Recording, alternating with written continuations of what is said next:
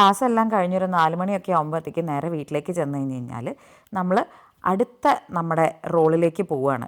അത് ഞാൻ നേരത്തെ പറഞ്ഞ പോലെ ഇവിടെ ഒരു ദോസ കഫേ തുടങ്ങാനുള്ള ഒരു പ്ലാനുണ്ട്. അപ്പോൾ വീക്കെൻഡ്സിലാണ് നമ്മളതിൻ്റെ റെസിപ്പീസ് ട്രൈ ചെയ്യുക. എന്ത് വർക്ക് ചെയ്യും, എന്ത് വർക്ക് ചെയ്യില്ല. പിന്നെ അതുപോലെ തന്നെ നമ്മൾ ഓരോ ഈ പറയണ പോലത്തെ ഇലക്ട്രോണിക് ഈ ഒരു ദോശ ഈ സാധനം ഉണ്ടല്ലോ, ഇതെല്ലാം മേടിച്ചിട്ട് ഇത് ടെസ്റ്റ് ചെയ്യും. എന്താണ് ഇതിനെ നല്ല മയപ്പെടുത്തി എടുക്കണം എന്ന് പറയുമല്ലോ. അപ്പോൾ ആസ് യൂഷ്വൽ ഫസ്റ്റ് ദോശ നല്ല വൻ ഫ്ലോപ്പായിരുന്നു. കാരണം ഇതത്ര മയപ്പെട്ടിട്ടില്ല. പിന്നെ നമ്മൾ സവാളയെല്ലാം വെച്ച് തൂത്ത് കറക്റ്റായിട്ട് ഇതിനെ മയപ്പെടുത്തി എടുത്ത് പിന്നെയാണ് നമ്മൾ നെക്സ്റ്റ് ദോശ ഉണ്ടാക്കുന്നത്. ആ ദോശയിൽ നമ്മൾ നമ്മുടെ പുതിയ റെസിപ്പീസ് ട്രൈ ചെയ്യണം. നമ്മുടേതായിട്ടുള്ള സ്വന്തമായിട്ടുള്ള കുറച്ച് സാധനങ്ങൾ കൊണ്ടുവരണമെന്നുണ്ട്.